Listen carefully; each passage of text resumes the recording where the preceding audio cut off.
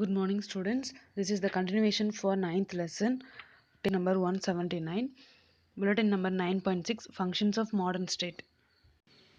அதில் ஒரு mind map கொடுத்துருக்காங்க பாருங்க, ஃபங்க்ஷன்ஸ் ஆஃப் ஏ கவர்மெண்ட். அதில் சப் பாயிண்ட்ஸ்லாம் defence, judiciary, enterprises, social welfare, infrastructure, macro economic policy, social justice and control of monopoly. So இது எல்லாமே என்னன்னாக்கா ஒரு கவர்மெண்ட்டோடைய ஃபங்க்ஷன்ஸ் இது எல்லாமே ஃபுல்லாகவே. First, defense. The primary function of the government is to protect the people from external aggression and internal disorder. அதாவது defence தான் வந்து ஃபர்ஸ்ட் இருக்கிறதுல ரொம்ப ஃபர்ஸ்ட் பாயிண்ட் ஏன் அப்படின்னு பார்த்தோன்னா, ஸோ இப்போது கவர்மெண்ட் வந்து என்ன ப்ரைமரி ஃபங்க்ஷன் அப்படி இருக்கும் அப்படின்னா, பீப்புள்ஸ் வந்து ப்ரொடெக்ட் பண்ணணும். ஸோ வெளியிலேருந்து வர சம் செக்யூரிட்டிஸ் ப்ராப்ளம் அந்த மாதிரி எதுவும் வராமல் இருக்கிறதுனால நம்ம என்ன பண்ணணும்னா, ஃபஸ்ட்டு டிஃபென்ஸை தான் கவர்மெண்ட் வந்து என்ன பண்ணுவாங்கன்னா ரொம்ப கண்ட்ரோல் பண்ணுவாங்க. அதுதான் எனக்கு ப்ரைமரி ஃபங்க்ஷன் ஒரு கவர்மெண்ட்க்கு. Second, judiciary. Rendering justice and settlement of disputes or the concern of the government, it should provide adequate judicial structure to render justice to all classes of citizens.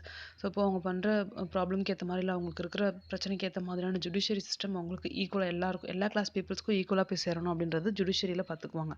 Third, enterprises. The regulation and control of private enterprises fall under the purview of modern state. Ownership of certain enterprises and operating them successfully are the responsibilities of the government. So ஒரு சில enterprises வந்து ப்ரைவேட்டும் and ஒரு சிலது வந்து கவர்மெண்ட்டும் run பண்ணுவாங்க. So அது ரெண்டுமே என்னென்னா ஃபுல் அண்ட் ஃபுல் வந்து ஓனர்ஷிப் பேஸ் பண்ணியிருக்கும். அந்த ஓனர்ஷிப்பும் ஃபுல்லாகவே பீப்புள்ஸோட வெல்ஃபேர் பாதியும் அண்ட் ப்ளஸ் அது கூட ப்ராஃபிட் மோட்டிவ் இருக்கும். Next take page number 180, fourth point, social welfare. It is the duty of the state to make provisions for education. So ஒரு social வெல்ஃபேருக்காக government செய்கிற எல்லாமே, எக்ஸாம்பிளுக்கு education, social security, social insurance, health and sanitation, so இது எல்லாமே என்னன்னாக்கா government கொடுக்குற ஃப்ரீயாக பீப்புள்ஸ்க்காக செய்கிற அந்த வெல்ஃபேர் ஆக்டிவிட்டிஸ் எல்லாமே இதுலனா சோஷியல் வெல்ஃபேர் ஆக்டிவிட்டீஸில் வரும். Fifth point, infrastructure. Modern states have to build the base for the economic development of the country. அதாவது ஒரு கண்ட்ரி டெவலப் பண்ணுறதுக்காக அங்கே கவர்மெண்ட் செய்கிற எல்லா இன்ஃப்ராஸ்ட்ரக்சருமே இதில் வரணும், அந்த இன்ஃப்ராஸ்ட்ரக்சர் பாயிண்டில். Sixth one, macro economic policy.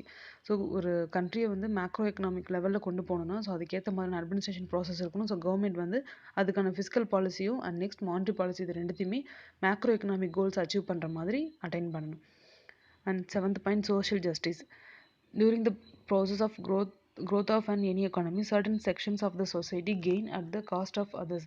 So ஒரு சிலர் வந்து எல்லா சொசைட்டியும் வந்து ஈக்குவலாக ஈவனாக எல்லாமே கரெக்டாக ஆகணும் அப்படின் போது, ஒரு எக்கானமி டெவலப் ஆகணும் அப்படின்போது ஒரு சில கிளாஸஸ்க்கு வந்து ஸோ ஒரு சிலருக்கு வந்து கெயின், ஒரு சிலருக்கு லாஸ் வரும். ஸோ அந்த மாதிரி இல்லாமல் சோஷியல் ஜஸ்டிஸ் ஈக்குவலாக மெயின்டைன் பண்ணணும். யாருன்னா government. And eighth point, control of monopoly. So monopoly உங்களுக்கு தெரியும். ஸோ எல்லா எக்கனாமிக் பவர்ஸும் ஒருத்தவங்ககிட்டே போகாமல் ஸோ ஈவனாக டிஸ்ட்ரிபியூட் பண்ணுற மாதிரியான ஒரு டீசென்ட்ரலைசேஷன் பாயிண்ட் யார் கொண்டு வருவாங்கன்னா கவர்மெண்ட் கொண்டு வரணும். இது எல்லாமே என்னென்னா ஒரு ஃபங்க்ஷன்ஸ் ஆஃப் மாடர்ன் ஸ்டேட் இது இப்படி தான் ரன் ஆகணும் அப்படின்றதுக்கான examples. Next bullet number 9.7, public expenditure. Meaning. Public expenditure refers to government spending incurred by central, state and local governments of a country. So ஒரு கண்ட்ரிக்கு வந்து கவர்மெண்ட் வந்து அதாவது சென்ட்ரலாக இருந்தாலும் சரி இல்லை ஸ்டேட் இல்லை லோக்கல் கவர்மெண்ட், ஸோ எல்லாத்துலேயுமே வந்து கவர்மெண்ட் வந்து எந்த அளவுக்கு ஸ்பெண்ட் பண்ணுது அது எல்லாத்தையும் நம்ம எவ்வளோ ஸ்பெண்ட் பண்ணியிருக்கோம் அப்படின்றத எடுத்து பார்க்குறது என்னன்னாக்கா public expenditure. Second definition, public expenditure can be defined as the expenditure incurred by public authorities like central, state and local governments to satisfy the collective social wants of the people is known as public expenditure. So பீப்புள்ஸுடைய வாண்ட்ஸை satisfy பண்ணுறதுக்காக government எடுக்கிற activities எல்லாத்துக்காகவும் அவங்க பண்ணுற செலவு எல்லாத்தையும் என்ன சொல்லுவோம்னாக்கா it's public expenditure. Classification of public expenditure. So அதில் இருக்க கிளாசிஃபிகேஷன்ஸ் கொடுத்துருக்காங்க. ஃபர்ஸ்ட் பார்த்தீங்கன்னா classification on the basis of benefit. So benefit வைஸாக கவர்மெண்ட் என்னென்ன மாதிரியான எக்ஸ்பெண்டிச்சர் பண்ணும் கவர்மெண்ட் அப்படின்னு பார்த்தோன்னா, ஃபர்ஸ்ட் பாருங்கள் பெனிஃபிட்டிங். அதில் பார்த்தோன்னா எக்ஸாம்பிளுக்கு வந்து defence and next education, administration, public health, transport, இது எல்லாமே என்ன கவர்மெண்ட் வந்து பீப்புள்ஸ்க்காக அவங்களுடைய பெனிஃபிட்காக செய்கிறது. இது எல்லாமே என்ன பப்ளிக் எக்ஸ்பெண்டிச்சரில் first. Second, public expenditure conferring a special benefit on certain people and at the same time common benefit for the entire community. So ஒரு சிலருக்கு கொஞ்சம் எக்ஸ்ட்ராவும், ஒரு சிலருக்கு வந்து ரொம்ப சொசைட்டியில் பேக்வர்ட் கிளாஸில் இருக்கிறவங்களுக்கு கொஞ்சம் அவங்களுக்கு கொடுக்குற மாதிரியான ஒரு சில திங்ஸ் எல்லாமே இதுலனா இதுவும் பெனிஃபிட்டில் தான் வரும். Third, social expenditure directly benefiting particular group of persons and indirectly the entire society. Example, social security, public welfare, pension. So senior citizen இருக்காங்க. ஸோ அவங்களுக்கு வந்து ஒரு பென்ஷன் ஸ்கீம் கொண்டு வரலாம். அப்படி இல்லைனா பப்ளிக் வெல்ஃபேர் எல்லாருக்கும் ஒன்றாவே கொண்டு வரலாம். அன்எம்ப்ளாய்டு பர்சன் இருக்காங்க. ஸோ அவங்களுக்கு வந்து எம்ப்ளாய்மெண்ட்காக என்ன கொடுக்கலாம், அந்த மாதிரி கொண்டு வரது எல்லாமே எதுனா அதுவும் ஒரு பெனிஃபிட் ரிசோர்ஸஸில் தான் வரும். Public expenditure conferring a special benefit on the some individuals. Example, subsidy granted to a particular industry. So இப்போ ஒரு சில இண்டஸ்ட்ரிக்கு வந்து ஒரு சப்சிடரி அமௌண்ட் மாதிரி கொடுக்குறது. ஸோ இது எல்லாமே என்னென்னாக்கா அந்த குரூப் ஆஃப் பீப்புள்ஸ் வந்து மேலே வரணும் அப்படின்றதுக்காக செய்கிற பெனிஃபிட் மெஷர்ஸ் தான். Second, classification on the basis of function. So functions வைஸில் என்னென்ன மாதிரியான எக்ஸ்பெண்டிச்சர்ஸ் கவர்மெண்ட் கொடுப்பாங்க அப்படின்னு பார்த்தோம்னா, அதில் பாருங்கள், Adam Smith classified public expenditure on the basis of functions of government in the following main groups. அதில் ஒரு 3 குரூப்ஸ் கொடுத்துருக்காங்க. First, protection functions. This group includes public expenditure include on the security of the citizens to protect from external invasion and internal disorders. Defence, police, courts. So இது எல்லாமே என்னென்னாக்கா first இருக்கிற primary, அதாவது பீப்புள்ஸை protect பண்ணுறதுக்காக செய்கிற functions இது first. Second, commercial functions. So இதில் என்னென்ன வரும்னா ட்ரேட் அண்ட் டெவலப்மெண்ட் வரும். ஸோ ட்ரேடை டெவலப் பண்ணுறதுக்காக என்னென்ன மாதிரியான ஆக்டிவிட்டீஸ்லாம் எடுக்கலாம், ட்ரேட் அண்ட் காமர்ஸ்க்காக. So development of means of transport and communication இது செகண்டில் வரும். And third, developmental functions. So this group includes public expenditure incurred for the development infrastructure and industry. So இண்டஸ்ட்ரியும் இன்ஃப்ராஸ்ட்ரக்சரும் டெவலப் பண்ணுறதுக்கான ஃபங்க்ஷன்ஸ் தான் இல்லைனா இந்த தேர்ட் டெவலப்மெண்ட் ஃபங்க்ஷன்ஸில் வரும். Next, புல்லட்டன் number 9.7.4 causes for the increase in government expenditure. So government expenditure increase ஆகிட்டே போகிறதுக்கான ரீசன்ஸ் என்ன அப்படின்னு பார்த்தோன்னா, ஃபர்ஸ்ட் வந்து population growth. So population growth அதிகமாகிட்டே போகிறதுனால, ஸோ இதுக்கு முன்னாடி அந்த பாப்புலேஷனோட இருக்க அதிகமாகிட்டே போகிறதுனால கவர்மெண்ட் வந்து என்ன பண்ண வேண்டியிருக்குன்னா, கண்டிப்பாக ஸோ இதுக்கு முன்னாடி அந்த பீப்புள்ஸ் வந்து ரேஷியோ பார்த்தீங்கன்னா கம்மியாக இருக்கும். ஆனால் இப்போ இருக்க பீப்புள்ஸ்க்கு அதிகமாக செய்ய வேண்டியது இருக்கும். ஏன் அப்படின்னா, அவங்களுடைய இன்க்ரீஸிங் அந்த பாப்புலேஷன் க்ரோத் ஆகிட்டே இருக்கிறதுனால அவங்களுக்கு அதிகமாக செய்ய வேண்டியிருக்கும். ஸோ அதனாலவும் ஒரு வகையில் வந்து என்னவாகுதுன்னா, ஒன்று எக்ஸ்பெண்டிச்சர் இன்க்ரீஸ் ஆகுது. Second, defence expenditure.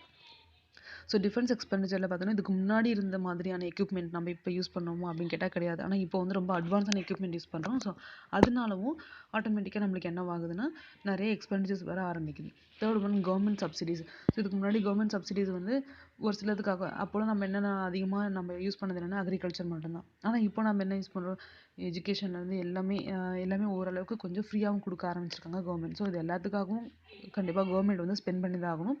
அதுக்காக நிறைய செலவு பண்ணுறாங்க. Fourth one, debt servicing.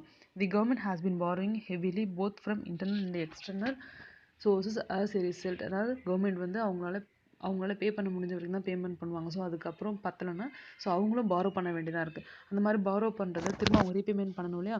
So அதை வாங்கி என்ன பண்ணுறாங்க அப்படின்னா, பீப்புள்ஸ்க்காக தான் சர்வ் பண்ணுறாங்க. ஸோ இந்த மாதிரியான அந்த கடன் பிரச்சனை இருக்கிறதுனாலும் அவங்க அதிகமாக எக்ஸ்பெண்டிச்சர் பண்ணிவிட்டு அது திரும்ப ரீபேமெண்ட் பண்ண வேண்டியதாக இருக்குது. And fifth one, development project. So ஒரு கண்ட்ரி டெவலப்மெண்ட் பண்ணுறதுக்காக அவங்க எடுத்துக்கிற டெவலப்மெண்ட் ப்ராஜெக்ட்ஸ்க்காக அவங்க அதிகமாக செலவு பண்ண வேண்டியதாக இருக்குது. ஸோ அதுவும் ஒரு வகையில் எக்ஸ்பெண்டிச்சர் இன்க்ரீஸ் பண்ணும். Sixth one, urbanisation. ஸோ நம்மளுடைய வில்லேஜஸ் எல்லாத்தையுமே நம்ம என்ன பண்ணோம்னா, கொஞ்சம் கொஞ்சமாக சிட்டிஸாக அப்படியே கொஞ்சம் கொஞ்சமாக டெவலப் பண்ணிகிட்டே வரும். ஸோ அந்த மாதிரி டெவலப் பண்ணிகிட்டே வரும்போது ரூரல் ஏரியாவை அர்பனைஸ்டாக மாற்றிட்டே வரும்போது அதுக்காகவும் கவர்மெண்ட் வந்து நிறைய செலவு பண்ண வேண்டியது இருக்குது. Seventh one, industrialisation. So industrialisation எப்போ வருதோ அப்போ தான் ஒரு கண்ட்ரியில் டெவலப்மெண்ட் வரும் அப்படின்றது பேசிக்கான பாயிண்ட் இல்லையா? ஸோ அப்போது இண்டஸ்ட்ரியலைசேஷனை இன்க்ரீஸ் பண்ணுறதுக்கு ஸோ பீப்புள்ஸ்க்கு நம்ம செய்ய வேண்டிய நிறைய தேவைகள் இருக்கும். ஸோ அதுக்கும் கவர்மெண்ட் என்ன பண்ணுதுன்னா, நிறைய ஃபண்டை ரிலீஸ் பண்ணுறாங்க. அதனாலவும் அதிகமான எக்ஸ்பெண்டிச்சர் வர ஆரம்பிக்குது. Eighth one, increase in grants in aid to state and union territories. So ஸ்டேட்டுக்கும் யூனியன் டெரிட்டரிஸ்க்கும் அவங்க அதிகமாக கொடுக்க வேண்டியதாக இருக்குது. ஸோ அதனாலும் என்னவாகும், எக்ஸாம்பிளுக்கு நேச்சுரல் டிசாஸ்டர் அப்படி இல்லைன்னா அந்த மாதிரி ஒரு அவசர கால நேரத்தில் எல்லாருக்கும் கொஞ்சம் கொஞ்சம் இந்த ஃப்ளட் அந்த மாதிரி வர நேரத்தில் அவங்களுக்கு கொஞ்சம் நிறையா அமௌண்ட் கொடுக்க வேண்டியது இருக்குது. ஸோ இதனாலும் என்னவாகுதுன்னா, இதில் என்னென்னா திடீர்னு வர சடனாக வர செலவு, இதனாலும் கவர்மெண்ட்டுக்கு அதிகமான செலவுகள் வருது. இது எல்லாமே என்னென்னாக்கா பப்ளிக் எக்ஸ்பெண்டிச்சரில் வரும். இன்றைக்கி நம்ம கிளாஸில் functions of modern state and public expenditure பார்த்தோம். நெக்ஸ்ட் கிளாஸில் பப்ளிக் ரெவென்யூ பார்க்கலாம். தேங்க்யூ.